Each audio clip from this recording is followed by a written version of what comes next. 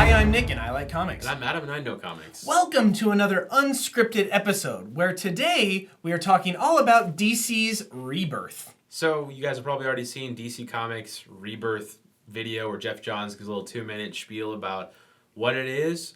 Sort of. It's very vague, so it's more like a hint at what it is. And the two things that he talks about that I think that we could probably go off of really, he talks about his two stories that he worked on with the Rebirth name in it. Idea. Yeah. Green Lantern Rebirth and Flash Rebirth, which has been several years back now. But he talked about how the idea with the Green Lantern was that the comic itself felt nothing like how the Green Lantern central idea was supposed to be about, and had been for a long time. It has shifted away from that, so he wanted to bring that back to what it was, reinstating Hal Jordan as the main Green Lantern, bringing back the Green Lantern Corps and Kilowog and all the other cool characters that made that really, really neat. Plus, the core concept of willpower being what drives the Green Lantern power to overcome fear. And then with the Flash, he said that the main focus on that was to add something that wasn't already there, giving Barry Allen a backstory that he didn't already have, dealing with what you've probably seen on the TV show with how his father is framed essentially for his mother's death, and so when he's trying to figure out that process, he gets struck by lightning, given the powers, that whole thing. So the two takeaways from the video I got was DC's Rebirth process, which is now going to be... It's going to be all, like, whole book wide. Like, it's not, like, this was Green Lantern Rebirth and Flash Rebirth. This is, like, DC Rebirth. Right. So my takeaway from that is that this is going to be a combination of those two concepts. So we're going to be reinstating something that was there once before that made it more true to what it is now, and then adding something new. That's my guess what Geoff is hinting at that they're going to do to the entire DC multiverse. Right, and one thing that really kind of tipped me off to that, I guess, is whenever he was talking about the Green Lantern, and he was talking about Kyle Rayner, and how at the time whenever they started to do the Rebirth, I guess, I haven't read it, spoilers, truthful, all honest, that's not really spoilers. Years ago. I haven't read it, but I'm guessing that from what Geoff Johns said, he was a main focal point of the Green Lantern at the time. So whenever Hal Jordan came back, he said, I want to honor the past, you know, where the Green Lanterns are what I think they should supposed to be, but then I also want to make Kyle Rayner an important part of the of this new team, of this thing moving forward, to kind of embrace the past and also embrace the now and go forward.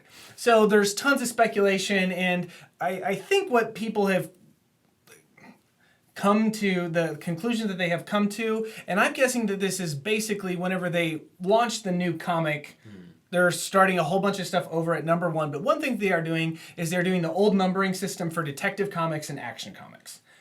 And so that kind of tells us that they are doing this Green Lantern thing where they are pulling in the past, but then sticking Kyle Rayner, which would be the New 52, kind of merging those together somehow and moving forward. So for those who maybe didn't follow Nick's analogy, he's basically saying that more than likely they're going to make older continuity for Batman and Superman seem a little, hopefully seamlessly merge into the new stuff. And I mean, they've been kind of hinting at certain things changing too. Like the Teen Titans is one where there's been the story about the whole memories of being a team before that they haven't, in the New 52, these particular Titans weren't formerly a team. So there's like things like that, like false memories, the deal with Flash and the note to Batman from Batman's father that would have been the Flashpoint Batman.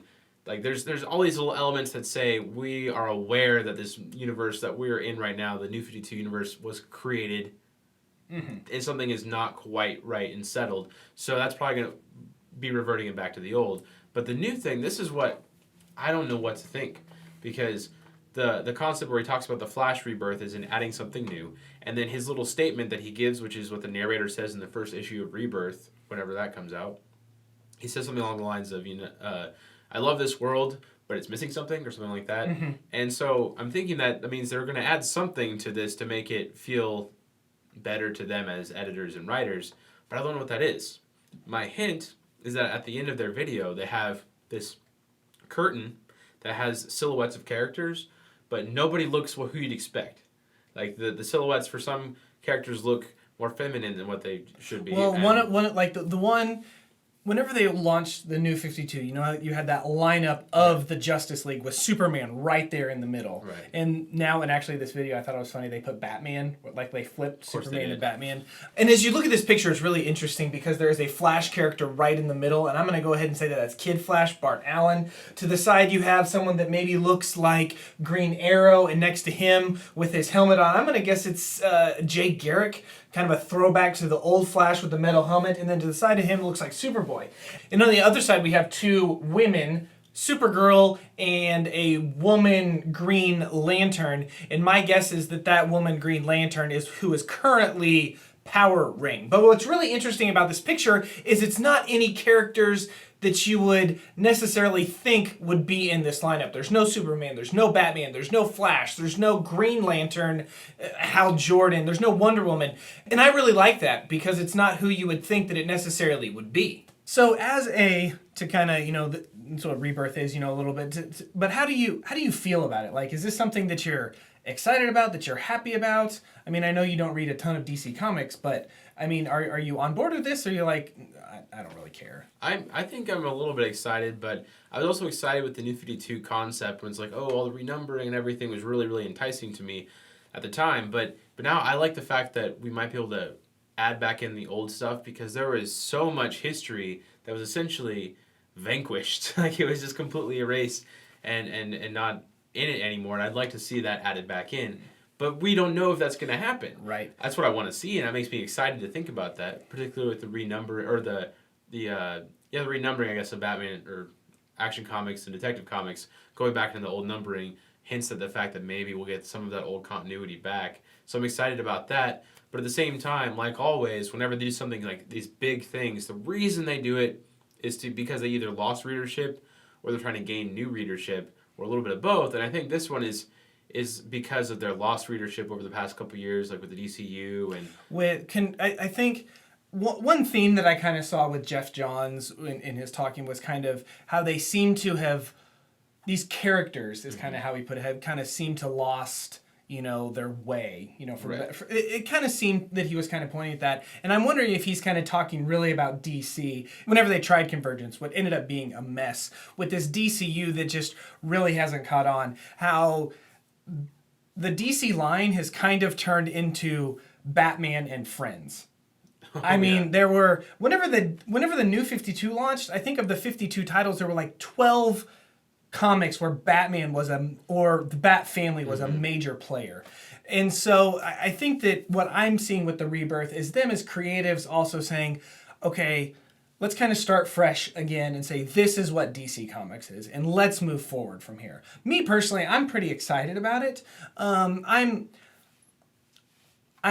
don't mind change, you know. I know there's some people that when the New 52 came out, they said, oh, it sucks because Superman is no longer wearing underwear on the outside. You know, I mean, and like little things like that, and I'm like... Who cares about that kind of stuff? I'm excited about it to see where it could go, to see what could happen with it. I've been reading comic books for a bit longer than you, but the thing is, up until the New 52, I didn't really pay that close of attention whether or not something was a reboot or whatever, because a lot of times if they did something to adjust the status quo, like in Marvel, for instance, they would take out all the main Avengers as Avengers and then start putting in other guys for a little while, and eventually they'd be reinstated. But it wasn't like the whole universe changed and that happened. That's why, or I mean, like with the New 52, or Secret Wars now, kind of erasing some things, and that has happened before, like with Crisis on Infinite Earths. But I never paid attention like through the 90s and early 2000s as to when that would happen. I would just read comic books and be like, oh, this is different than who I expect to be on the team, but I'm reading it anyway. But now it does seem like every couple of years we have to have this giant status quo shift, and it's because the whole continuity is blasted differently based on some editorial variable. I think one of the reasons that they are doing this, starting over with number ones in most titles, has to be because of Batman versus Superman.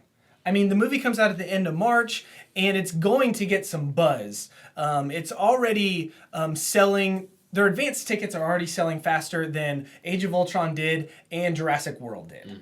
And so it's going to make, whether it flops, I don't think it will, but whether it flops, it's still going to make a bunch of money. And people are going to be interested in comics, and so they're going to want to read these comics, but they don't want to start with issue 50.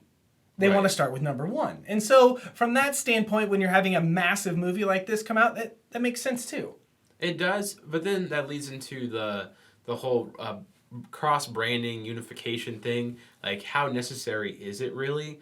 And although I think it's always a strong business minded thing to make sure that your brands meet up, but it seems very unnecessary when you already have like Superman is in the Superman movie or Batman vs Superman movie, and he's in a comic book. That should be the cross brand thing, I think. But we'll take like on the Marvel side of things, we've got Civil War, Captain America Civil War coming up, and so Marvel's felt the need to create another Civil War comic book, rehashing an idea they've done before. Maybe not the story itself, but the concept and the title, just so they can unify that with what's going to happen in the movies. And although it's okay to like line up number ones, I guess, but if they're doing it for exactly that reason, I think that's just a little bit unnecessary. I don't think they are. I mean, because if they were, it would start in March. Yeah. And this is starting in May. So, but I was just saying that can't. That's a benefit to it, I guess. Is here there are going to be new people that watch it. There are going to be people that are going to go see Batman versus Superman because it's Batman versus Superman that didn't go see Man of Steel. I mean, it's going to happen. So, anyways, I am very intrigued and excited. I'm optimistic about Rebirth overall, and I can't wait to see what happens from it. I'm interested to see what they can do with some of the side characters and giving them.